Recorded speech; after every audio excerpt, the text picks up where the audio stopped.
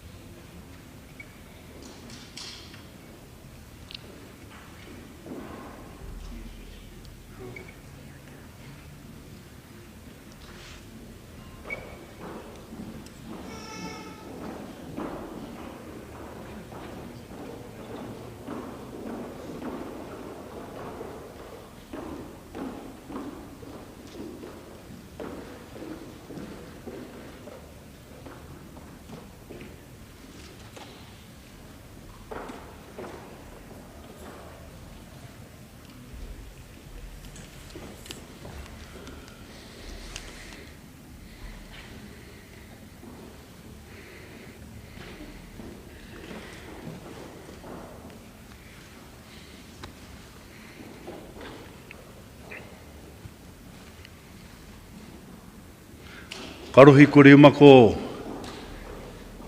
kia rere a tamanui te rā, karohi kore umako, e kā rere a tāne. Karohi kore umako, kia uiti te rā. Kia uiti te rā e me tōna i ki runga ki a tātou, i kā puni mai nei, kei raro i te tā o tēnei whare, tēnei te mihi rawa atu rā ki o koutou. Tēnei te mihi rawa atu rā ki o koutou e ara mai nei, ara ki te oki atu rā ki puna māhara, ara kia rātau kua hi ngā atu rā e ngā aitua e pā ure ake nei. Tēnei te mā aratanga atu rā kia rātau kua wheturangi e tia o tia no rā ki ngā mōreu. Ki ngā mōrehu e tangi tonu te ngā kau. Ki ngā mōrehu a mai, a aroha ki o koutou. Ki ngā mōrehu e kawe atu rā te mamai, te maharanui o koutou mate. Nō reira, tēnei te kaupapa a tā te whakarauora kōrero. O koutou kōrero, ara i tēnei ata. Nō reira nau mai, hara mai, hara mai. Hara mai, ki tō tātou pirimia, tēnā koe, ngā minita, tēnā koutou, ngā memo te whare pare mata, tēnā koutou katoa. Ara, ki te whakanui atu rā te mahi o ngā mōrehu. O ngā mōrehu pēhea te huarahi o tātou kia auwara rā te iko i mū te aroaro o koutou. Aha koa, ka eke o tonu te taumata, te taumaha kiringi o koutou pakahiu. Nō reira tēnei, te raukuro o te atiawa i whātoro atu rā te ngā kau ki o koutou hara mai nei, kiroti o koutou piri ngā whare. Nō reira kaore e te kūmiaro tēnei hei mihi whakatau ki o koutou.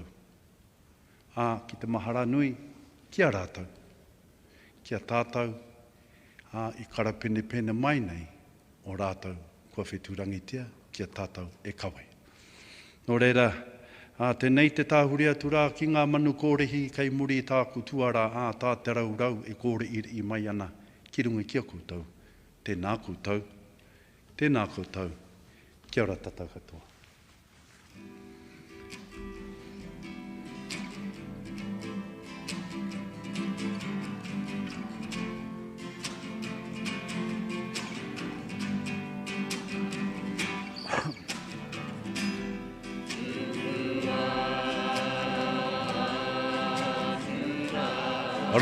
Hara mai rā koutou ki te tautoko atura te kaupapi mū te aruaru. E mauma ara atura ki a rātou kua wheturangi ti o tia no rā ki a koutou. Tēnei, te tira tāraurau i pō uri ti atura ki a koutou, ki a utaina mai rā, ki roti o tō tātou whare, o te whare paremata, o New Tireni, o Aotearoa, tēnā koutou, tēnā koutou.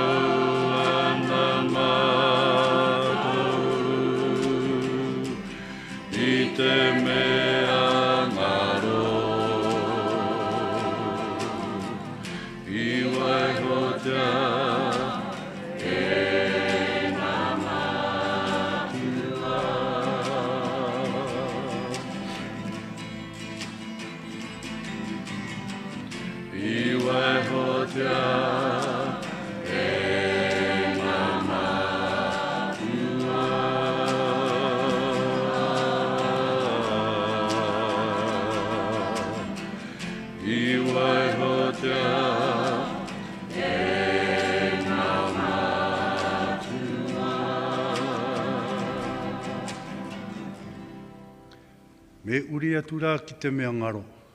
I wai o tea e ngā mātua. E rope mai ana te aroha, te koro wai aroha kirungi a tātou. A rātou ki a rātou. Huri atu ki a tātou. I te awawatea. Tēnā koutou. Tēnā koutou. Kia ora tātou katoa. Kia ora.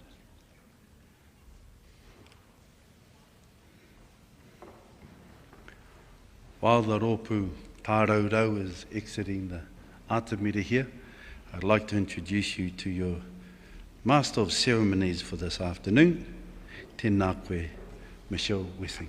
Kia ora.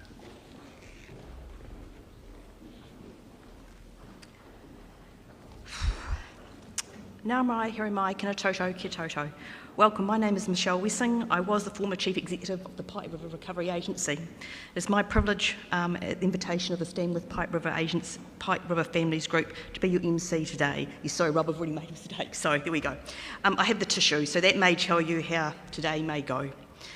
It is my pleasure to be here to launch the Working with Survivors Model Standards. It was a beautiful waiata sung by the Kotara group from across the public sector, and we thank them. I'd like to acknowledge and welcome the Prime Minister, the Right Honourable Jacinda Ardern, the Minister of the Public Service, the Honourable Chris Hipkins, the Minister of Height River Entry, the Honourable Andrew Little, the Public Service Commissioner, Peter Hughes, Chief Executives and officials from across the public sector, the Pike River Families Group, the survivors of the Armorama Massacre and the CTV building collapse, and all of you who are here today. So a very warm welcome. As I said, it was my privilege to be the Acting Chief Executive over a number of years and getting to know the Pike River families. So again, thank you for the opportunity. Through the agency's work with the team, we were able to further the Pike River families' quest for justice, and that for us is a very proud moment. A few housekeeping matters before we get underway. So if there's an earthquake, as you all probably know, do drop, cover and hold and await for further instructions. If the fire alarm sounds, we'll be following immediately and follow those exit signs. The bathrooms are to my right as you came through the hall. If you need any help, please do reach out to any of our team members who are at the back now, indicating themselves by waving to us all. As we're working under the COVID controls, up to you if you'd wish to leave your masks on while you're sitting, but when you are walking around and when you're singing, please do leave your masks on. If you could all just check to make your mobile phones are on silent mode, would be appreciated. Also, after each speaker has given their time and their generosity, if we could acknowledge that, please. We will be taking some photos during the day as well, and these may end up on social media. If that is not in accordance with your wishes, again, please do make the team at the back aware of that. So welcome, and thank you everybody for joining us today to launch the Working with Survivors Model Standards, which have been developed in partnership with Stand with Pike River Families Reference Group and the Public Service Commission, a number of you also here today from the Public Service. These standards provide guidance to public service agencies and will improve the experience of future survivors of traumatic events in New Zealand. Shortly you'll hear from our Prime Minister, the Right Honourable Jacinda Ardern, and the Minister of Pike River Re-entry, the Honourable Andrew Little, and members of the Stand with Pike Reference Group, Anna Osborne, Sonia Rockhouse and Rowdy Durbridge. Then there will be a short ceremony followed by a light lunch, which we hope you can stay for. Before we get underway with our speakers, we have a video we'd like to share with you. It doesn't need any introduction at all, and you're going to need these very, very handy.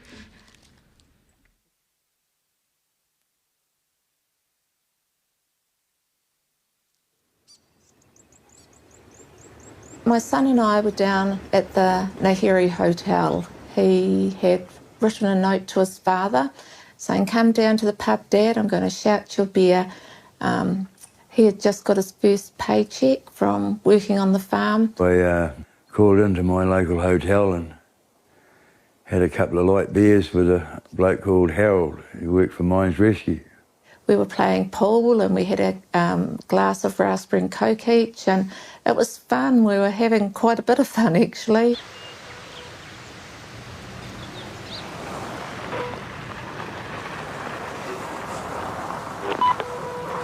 Hello, Milton. Come in, Milton.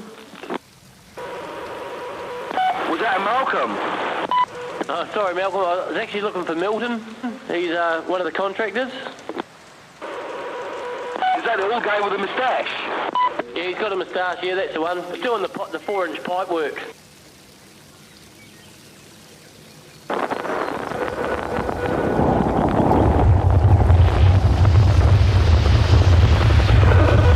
And we watched an ambulance and fire trucks and police cars shooting over the Cobden Bridge. Pulled up the drive and my phone rang, and it was my sister to say that had I seen the news. Then a phone call came. So I raced inside, turned the TV on, and there was a breaking news. Hello, underground, any sparkies? And he goes, there's been an explosion at Pike. And that there were 31 men trapped in the mine. Hello, monitor place. Anyone underground? Anyone? And with that, I just dropped the phone, said to my son, come on, mate, we've got to run, got to run. There's been an explosion at the mine and don't know where Dad is. I came back out of the toilet and he told me that Pike had blown up. My exact words were, hell blowing up. And he said, she's fucked. And so that was the beginning of our nightmare. Not knowing quite where to go or what to do, I went back home. Every bloody corner we came round, I said, no, vehicle's going to be coming around this corner. And so each corner we came to, it was almost like we were moving our heads before we actually got to the corner, hoping that we'd see this yellow vehicle. We got word that the ambulance had arrived to take somebody away and that somebody had been on the loader. And I remembered that Daniel was all excited because they were letting him drive the loader. We were the first to be greeted at the gate by I guess it was a miner at that time. And I said to him that my husband was Milton. He was in the mine. I've heard there's been an explosion and I'd like to come in.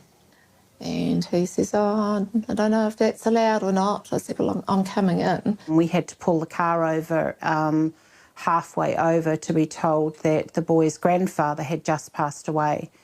He was in a home and had evidently seen on the news that 2 of his grandchildren were in the mine and his heart couldn't take it and he had a heart attack and died. Oh, it was terrible. It was just awful. We all collapsed in the grass. It was terrible. Yeah. And rang up service control. I never got through. So I kept trying until I did. And then we got to Greymouth at great speed, I have to say, and got to the hospital and the smell was incredible. The smell was indescribable. The gassy smell that was coming from the hospital room, it hit you before you even got into the room. Daniel's face was all black and he had an oxygen mask on. I looked at him and said, what about Ben?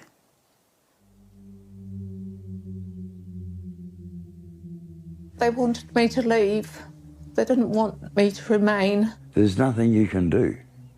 There's nothing, and that you can do, you're not allowed to do. I wasn't going, and I even put my arms around the table leg so they couldn't drag me out. It's a feeling of helplessness, really. I had every faith that there was going to be more men coming out of the mine, and it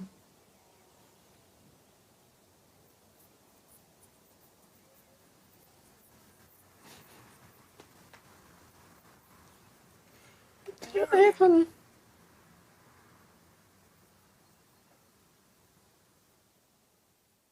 I just remember feeling numb and not believing it. How the hell am I going to bring up my children?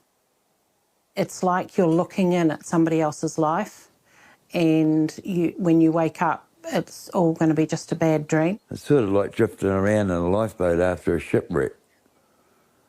It's not very nice at all. And the other word being victim, I think, suits it more.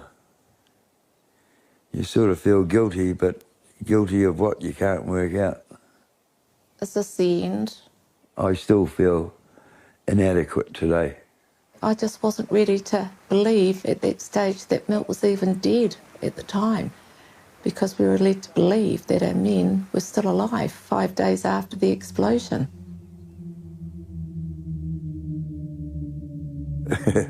I have tried getting over it several times. I've tried drink, I've tried being busy, I've tried putting my love for mining and Dan into other things, but none of it works. It'll never be over because Dan is gone forever. When Pike first happened, it destroyed us all in our souls, and we were absolutely left powerless. We didn't know what to do, where to turn, and it was terrible. Becoming a survivor over the years has given us that power back, and the agencies have the ability to either make that worse or make it better.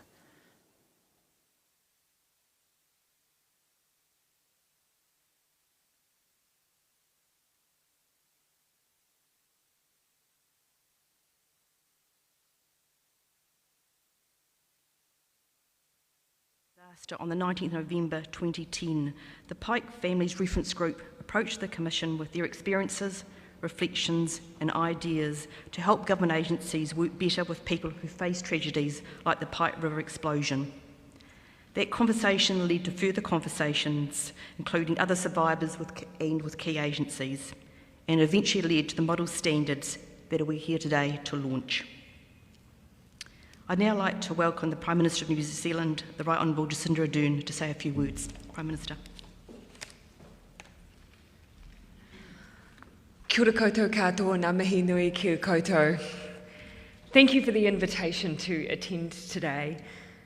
I intend to be brief. Today represents for me an incredibly selfless act. We have a group of New Zealanders who have faced the very worst of times for their families, losing loved ones to traumatic events. Cave Creek, Aramoana, Pike River, the CTV building collapse, Whakaare White Island, March 15. And these New Zealanders have quite selflessly worked to ensure that should disaster strike for families in the future, that they will be better supported by government. That where there have been mistakes, and there have been, that we learn from them, and that we always strive to do better. Which is why we're here today to launch the Working with Survivors model standards. And we do this today with thanks in particular to the Stand With Pike Family Reference Group and the survivors of other traumatic events in New Zealand who have contributed to this work.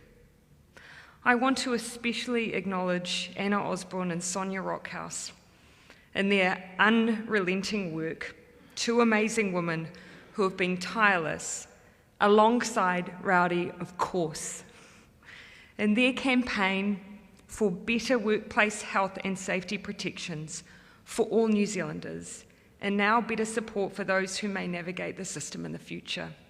I consider it to be my life's privilege to have got to know the three of you over the years, and I can attest to the selfless way in which you have approached this work. I also want you to know that you have made your mark even before these standards came into force.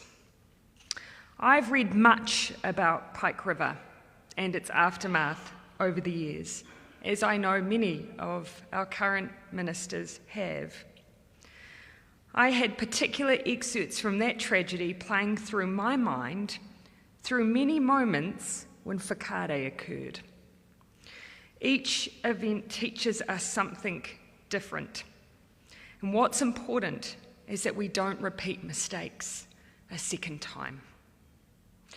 The standards released today represent a commitment from the public service to do the things that you said would make the biggest difference.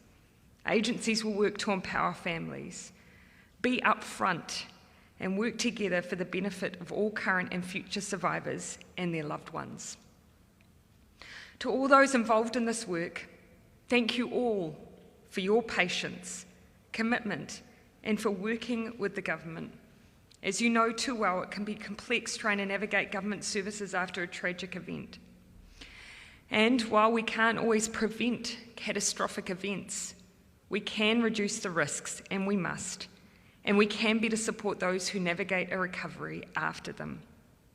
Today, you help us to further ensure the legacy of those we lose to disaster is not one of further pain, but of the commitment to a better recovery for survivors.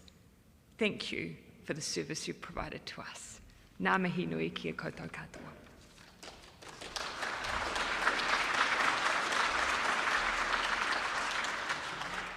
Thank you, Prime Minister. As I was listening to your koro, I agree, working with survivors' model standards represents a genuine commitment from the public service to do the things that survivors had said would make the biggest difference. That is what today is about, helping families and communities who have to live with losing a loved one in a future disaster. I'd now like to welcome the Minister for Pipe River Re-entry, the Honourable Andrew Little. Minister.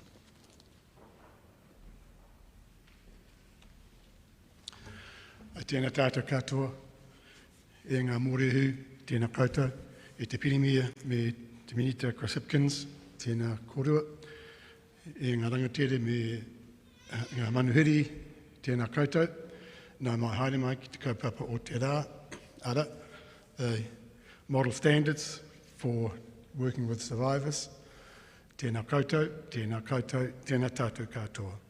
Michelle, thank you for your introduction.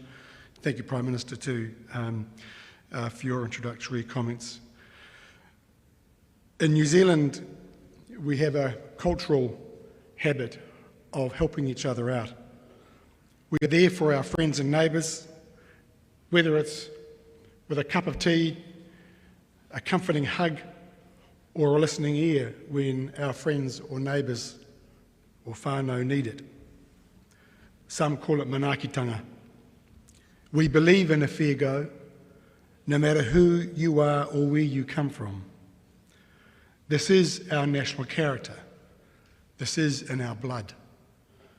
We also have the world's first equal, most trusted public service, alongside Denmark and Finland, according to international benchmarks.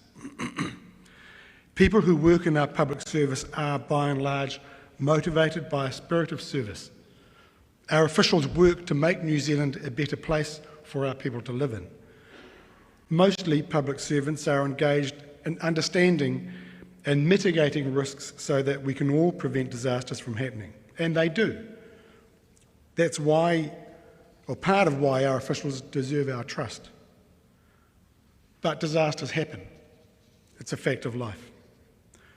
New Zealand sits on the ring of fire. We have rains and snows. We have workplaces carrying out dangerous work to build the goods and services that sustain and improve our quality of life.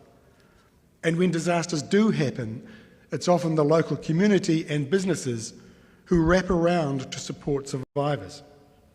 As I said, it's who we are as Kiwis. It's just what we get on and do when we're called upon to do so. But every so often something bigger happens. Something that shakes us all, shakes us as a nation. Tangiwai, Wahine, Aramoana, Cave Creek, Pike River, CTV, March the 15th, Whakaari, White Island, the multitude of forestry deaths and so on. There are events that move us for what they mean, for the loss they represent, for the responsibility we feel for the survivors. Whether they are physically injured or psychologically affected, the bereaved and affected whānau and members of the wider community, including those based offshore. And in those times, in those darkest of days of national tragedy, it ultimately falls to the state to wrap around and do what needs to be done, to do what is right, the Kiwi way. I acknowledge that hasn't always happened in New Zealand. We haven't always lived up to who we are as a people after major disasters. Often that has been unintentional. It has been good people trying to do their best in the most trying of circumstances. People who truly empathise but can't truly know what it means to be a survivor on that day. Sometimes doing the right thing, according to the way things have always been done before, has actually caused harm and hurt. It's things like how we go about necessities such as protecting the evidence, making sure we're keeping good records, and clear chains of operational command, all of which are necessary in the face of a major tragic event. But sometimes how those processes have been carried out have left survivors feeling disempowered, feeling shut out, and feeling even disregarded. And actually that's not what our public servants want to or try to do. So it's essential that the protocols our public servants use to ensure the right thing is done have been designed with survivors, that the expectations we place on our public servants allow them to be their best selves and live the spirit of service to demonstrate our national values such as manaakitanga.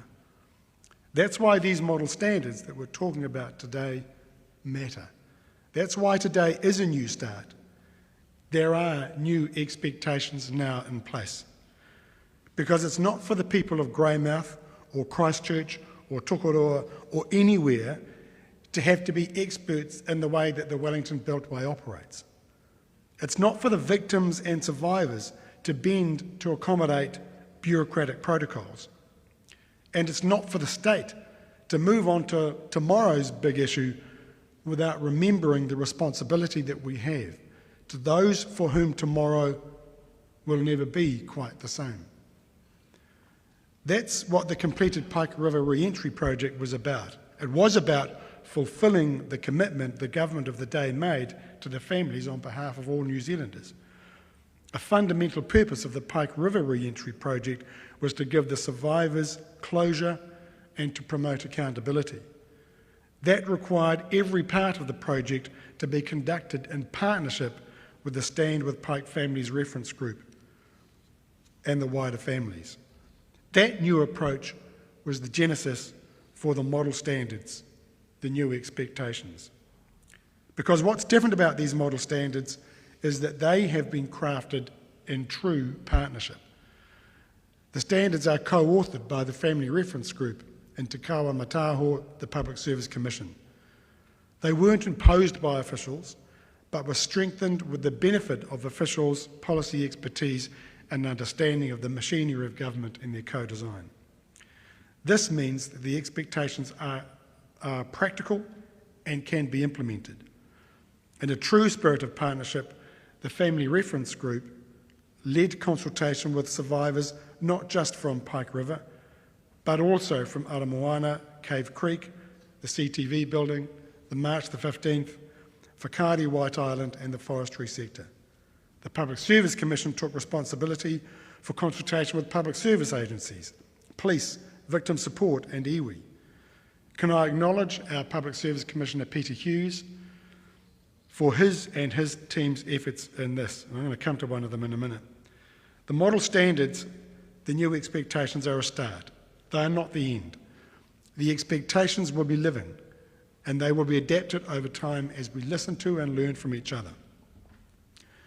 Can I now just personally acknowledge also Anna, Sonia and Rowdy and all the Pike families for the work you have done on putting these model expectations together. And I know how important this has been to you.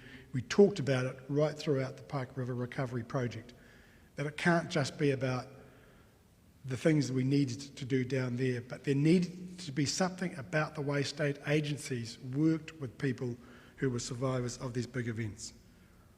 I know that Milt, Ben and Daniel would be bloody proud of the leadership you have provided and what you have done today. Can I also acknowledge another person? I know we're not really meant to single out public service, I mean, I've singled out Peter Hughes, but I know that one of the people involved, he was standing at the back a moment ago, was Hugo Vitalis, who's been integrally involved in working with the families on this. Hugo told me about this a few weeks ago. I didn't know he was involved. I happened to know him from a long time back when he was a student radical and I was an ageing student radical.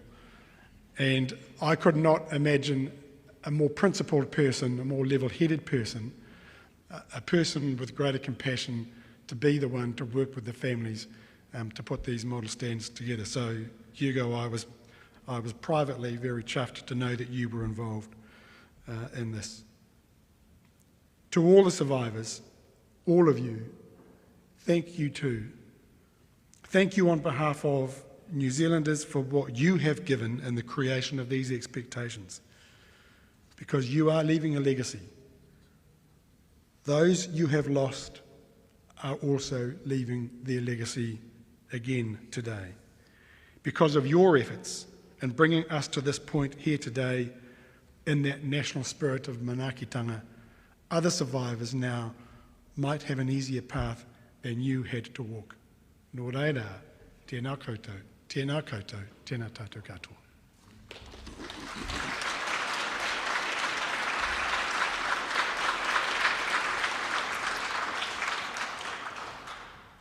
Thank you, Minister, for your words and for sticking with this important work.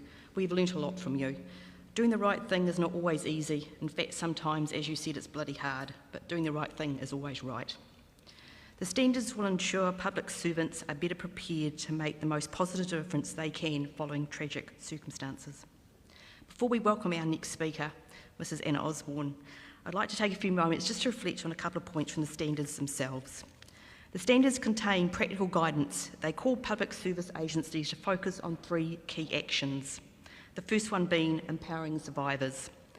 Survivors may have lost their voice. Their ability to make decisions may be compromised. Empowerment is what is needed, and the public service can help with that. Action number 2, be upfront. This is not always comfortable, but survivors need to know what has happened and what will happen. They need open and honest communication. Action number 3, working together. Survivors report feeling overwhelmed and traumatised as they tell their story over and over again to a range of public officials. This should be avoided.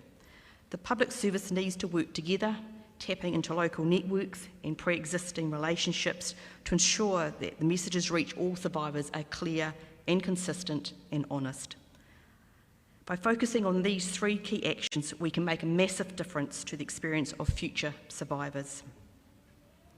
I'd now like to welcome Anna Osborne to the stage.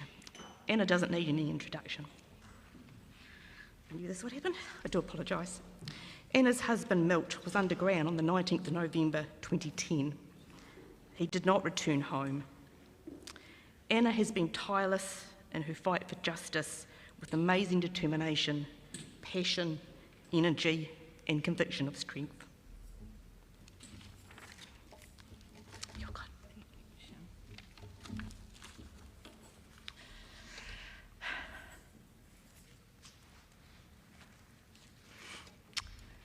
Tēnā koutou katoa. Thank you, Jacinda and Andrew, and thank you so much, Peter Hughes. Your commitment to working with us and with other survivors of tragedy, rather than just doing what you think is best for us, represents a humility and commitment to democracy that is incredibly important. These standards are the first new growth in the soil of Pike River tragedy. A lot has been done to achieve truth and justice for our men, and is still being done. But this is the first real change that we have been able to make that looks further, that looks at the greater good. My husband Milton understood the greater good. He was a volunteer firefighter, a council member, a man who believed in doing right by people. I think he would be incredibly proud of the work that we have done to memorialise him and his workmates at Pike. Milt was my guiding light. He always guided me toward good. I am so happy that with this work, I know he'll be smiling down on me with immense pride. This isn't just about Pike, but even about the other tragedies that have happened in Aotearoa and the many people whose lives have been changed forever. It is about the people in the future who will face the same tragedy and hurt that we all have. It's about making sure the mistakes that we have been made over and over again are not made no more. I want to walk you through the principle of these standards, of which there are 3, so you know where they came from. Empower, tell the truth, work together. But what does that look like? Honestly, I can only tell you from the perspective of what it didn't look like for us. Empowerment. This is the first principle. For those of you here who can affect this, empowerment is about you working with us, not assuming you know best. In the aftermath of the explosion, the people running things, or claiming to be running things, were so involved in their response that the families whose lives had just been ripped apart, who were still in total shock and shaking their heads in disbelief, were given nothing. We had no way to push for the information we needed, let alone be able to ask what we need. We found out later that this had happened because nobody in the agencies knew what to do. Even though many of the families involved were mining families, we were sidelined as grieving families acting emotionally. Our grief was used to marginalise us. That's why the Pike River management were able to tell so many lies to New Zealand in the first few days and weeks of the response. And it's how we were positioned over the following years by politicians and others who just wanted us to go away. That's what disempowerment looks like. The second principle is truth. Sitting here in the banquet hall at Parliament as grown-ups together, it seems ridiculous that people would lie to survivors of tragedy. But in that moment, when the truth is going to cause a huge outburst of grief, it's harder to be upfront than you might think. 5 days after the first explosion at Pike River, the CEO fronted a family meeting with police present. One was standing with the CEO while he stated that Mines Rescue had donned their gear and were ready to go in. With that, family members clapped, we were smiling, hugging each other, screaming with joy and really feeling like our men were going to be recovered. Seconds later, the police rep raised his arms and said there had been a second explosion and no one would have survived. All men are dead.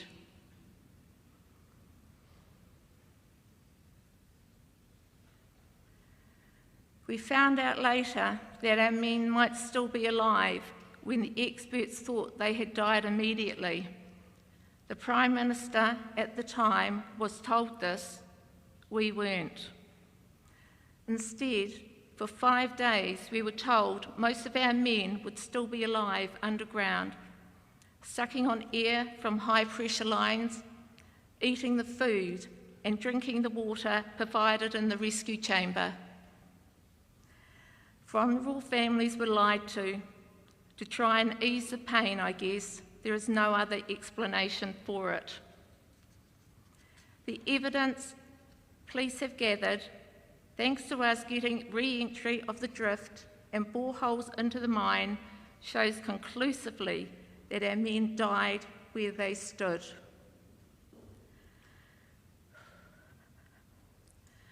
It would have hurt to have been told on the day of the first explosion that our men were most likely dead, but knowing that we were lied to has hurt us the most. The pain, the suspense, the suspicion, and the mistrust that these early lies caused have ruined some Pike families' lives. These lies took away any chance for them to feel they could ever know what truly happened. Even now, they cannot trust the recovery agency, the police, the experts, and because of this, they cannot heal.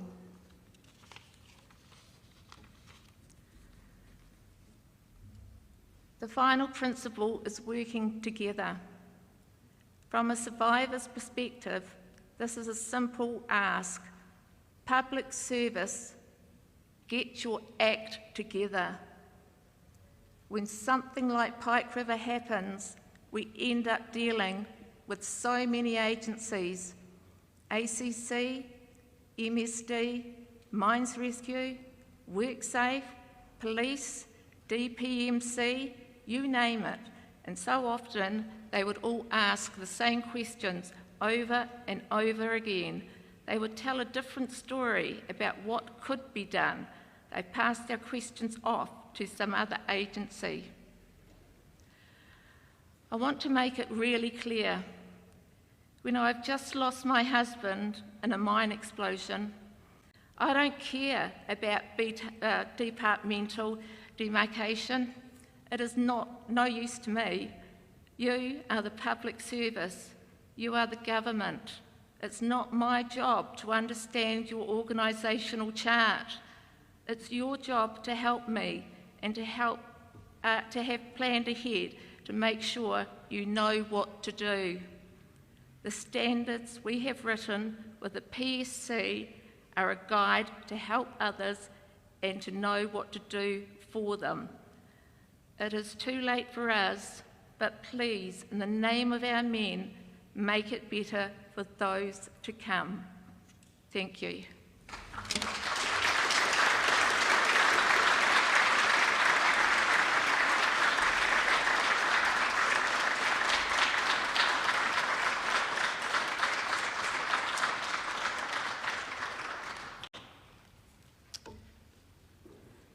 Thank you, Anna, for sharing your insights and for allowing us to know Milt a little better. I'd like to welcome Sonia Rockhouse to speak with us now. Sonia is a courageous advocate for the Pike families and for others and is relentless in her pursuit of accountability.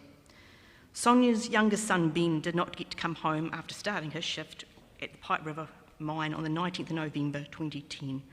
His brother, Daniel, was one of the two survivors on that day whose lives were changed forever. Please welcome Sonia.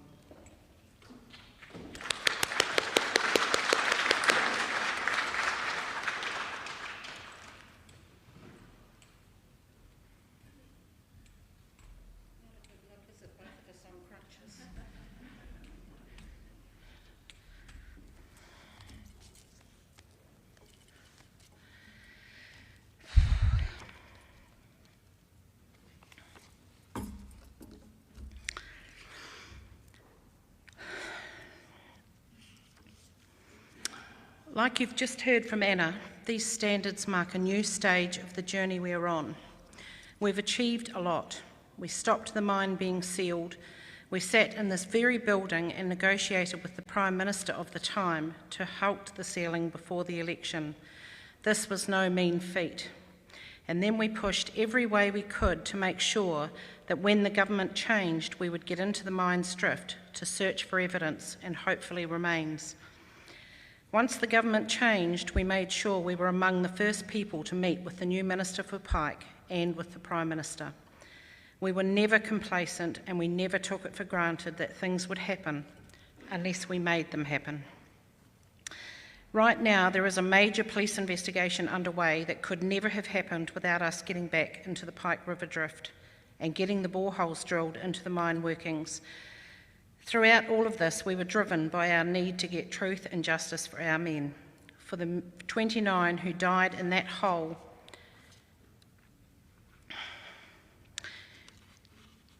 and for the 2, Russell Smith and my son Daniel, who escaped but who had their lives changed forever. We didn't know it at the time, but we were also working towards our own recovery.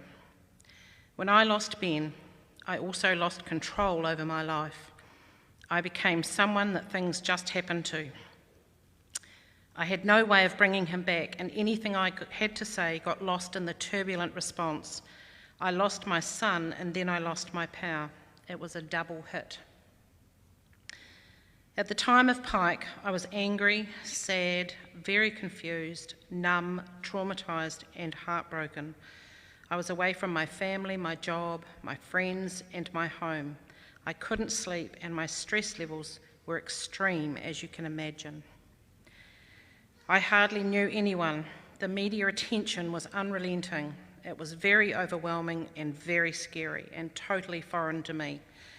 On top of all that, I had to attend a memorial service, sitting there looking across at the dignitaries, wondering why the heck they were there and not going in to bring my child and the others out. I felt so mad, and I couldn't see how we would ever get justice, but we did. Throughout all we achieved together, and with the other Pike River families and our supporters, we got our voices back. We did this in spite of the system. We were extremely fortunate to have people like the late and truly great Helen Kelly take up our cause, not as some kind of knight in shining armour, but as someone who understood how the system worked and who would walk alongside us and let us set the pace. This is our way of giving back and in part carrying on some of Helen's work as a tribute to her and all that she did and wanted to do. And with Helen came other people like Peter Cranny, Tony Sutorius, Rob Egan and Nigel Hampton, and many, many others. People who offered their immense skills, but this, and this is so important, they expected us to lead. Over the years, we have met with many survivors of other tragedies, and time again, we have heard the same story of tremendous loss, followed by immense disempowerment. Few have been fortunate enough to walk the path that we have, and I have thought about that a lot. When we came here nearly 2 years ago to this place to commemorate the 10th anniversary of Pike River, we decided to ask Peter Hughes to meet with us to help figure out how to change this, which he did. And that is why we are standing here now. I would like to make this clear. We wrote this standard with Peter's staff. We held the pen in partnership. The words in these standards were written by survivors of tragedy for survivors of tragedy. These words have been earned. They've come from hard experience, from our anger and from our tears. When we took what we wrote out to other survivors from Aramoana, from Cave Creek, from the Forestry, from CTV, from March 15 and from Whakaari, there were a few significant changes to what we had drafted, but there were many, many more stories told about why this change is so needed, heartbreaking stories. I want to say something really important here. Every person's experience of tragedy is different. I have always thought that I understood the loss that others felt because I had lost my child, my son Ben.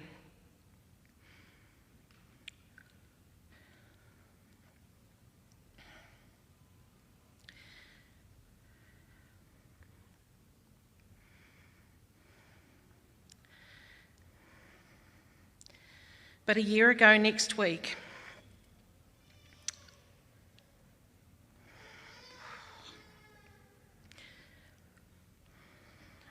I lost my wonderful husband to cancer.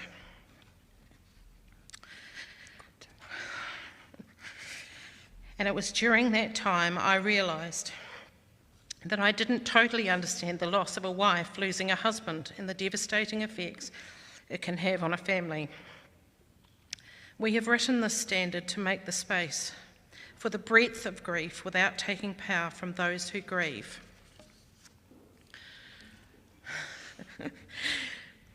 To the public service CEOs who are here today,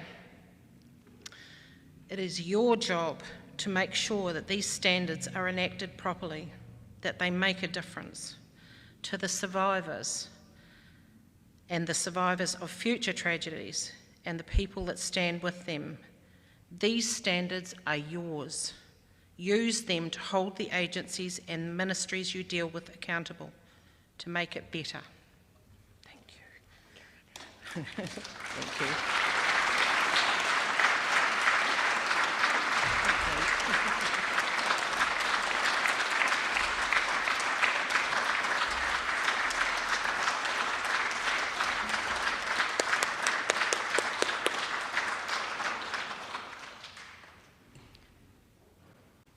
Thank you, Sonia, for your courage in sharing your story.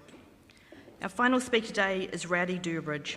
Rowdy worked at the Pipe River mine and was off shift on the day of the explosion that tragically took the life of his boy and 28 others and changed the lives forever for the 2 survivors. He speaks as a family member and a fellow miner. Rowdy.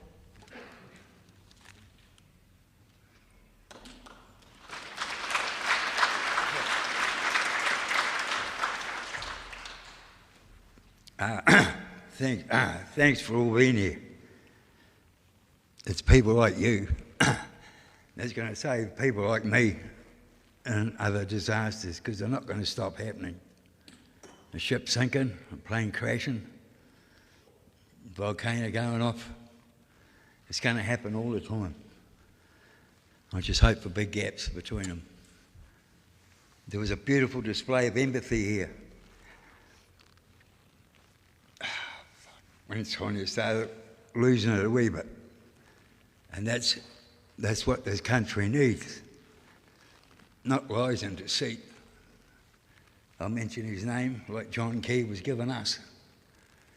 And the experts that were ringers in, full of deceit and deception.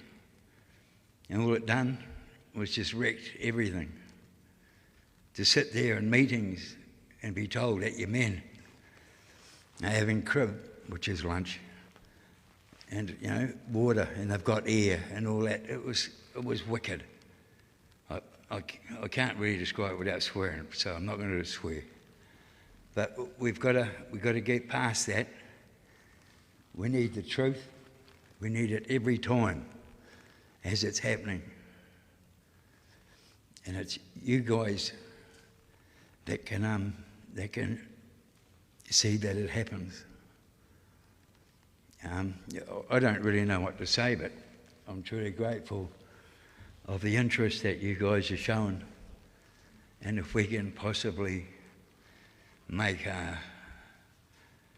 survivors a little easier, it'd be great.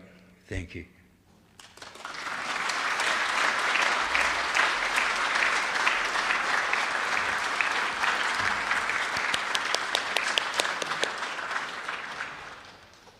Thank you, Rowdy, for your courage and for speaking as only you can with heart and compassion.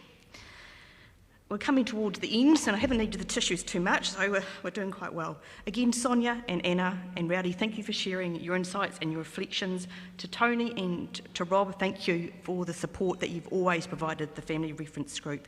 This work is about protecting the future survivors of tragedy from the things that you and other survivors have already faced. This is a way to memorialise the men through something positive and something good.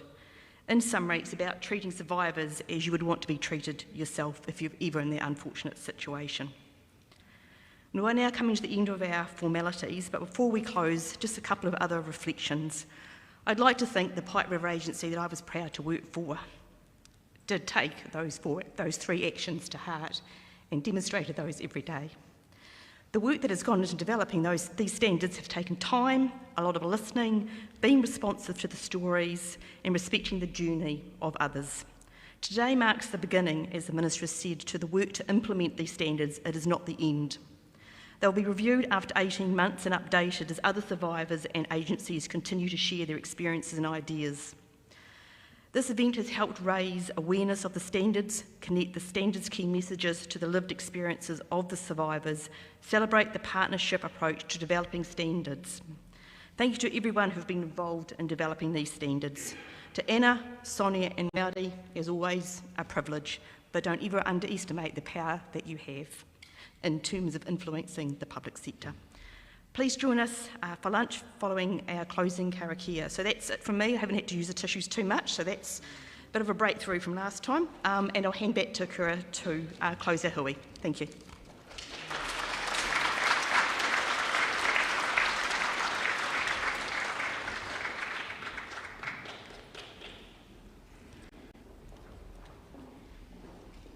A kua rangona tūrā te tangi o te ngākau. Te tangi o te ngākau, o koutou te whānau panitonu. O te anō rā. Just in closing, we've heard the crying of the hearts from those who is hugely it has affected. And there's a whakatauki that goes like this. Aha koe tuake nei au ki roto I tēnei whare. I kitea tūrā ngā kokonga o te whare. Kāre au I te kitea te kokonga o koutou ngākau. Which translates, although I stand here within this building, it is easy for me to see the corners of this house. I can't see.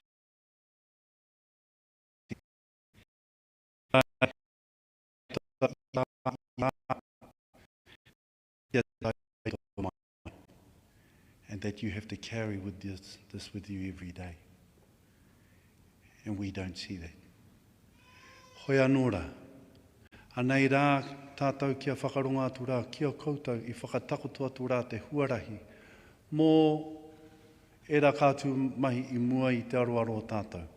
However, your brave courage in standing here to share in what you have done, so that in the future where there is tragedy, that there is also a way forward. Nō reira mihi rau atu rā kia koutou. Kia tātou katoa. E te pirimia, ngā minita, tātou katoa. Anō reira, mihi rau atu rā kia koutou. He pautoko e he nuku, he pautoko e he rangi. Tuki e, ko te mumu, ko te awha, ko te māne he kaiota. E tēnei he rau kirunga, e tēnei he rau kiraro. I whai tā mori kurunga, I whai tā mori kiraro. Tēnā te pau kātū, ko te pau norongo, turu o uti waka maua kia tīnā hui e tāiki e.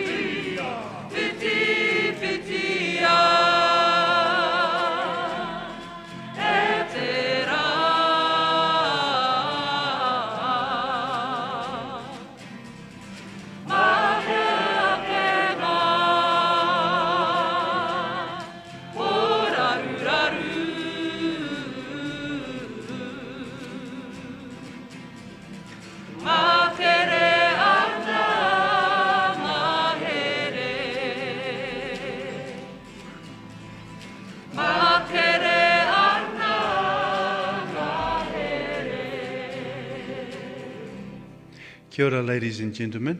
We'd now like to invite you to come and have some refreshments. Kia ora tātou.